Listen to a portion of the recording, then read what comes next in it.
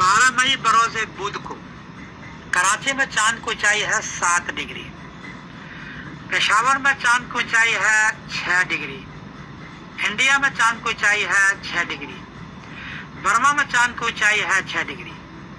चांद 10 डिग्री में नजर आता है, 9 डिग्री में बड़ी मुश्किल से नजर आता है। यहाँ 6 डिग्री और 7 डिग्री है, इसलिए 12 मई बरोज बुध को इंडिया, पाकिस्तान, बांग्लादेश और बर्मा में चांद नजर नहीं आएगा।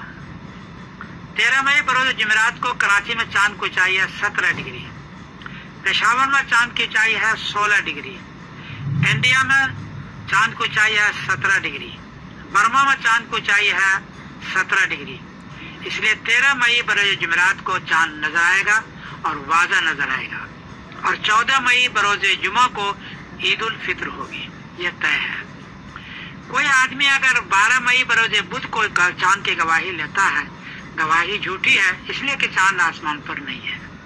ऐसा न करें, क्योंकि इससे फिर सोशल मीडिया में बहुत देर तक लोग शोर मचाते हैं और उलमा को बुरा भला कहते हैं और 2 ईदें हो जाती है। तो चूंकि ईद तो हो जाती है क्योंकि रुयत आमा नहीं हुई, तो ईद तो हो जाएगी और सोशल मीडिया पर बहुत ही बुरा भला कहते हैं। इसलिए 12 मई बरोज बुध को इंडिया, पाकिस्तान, बांग्लादेश, बर्मा में कोई गवाही दे तो मेरी गुजारिश है कि आप गवाही न लें।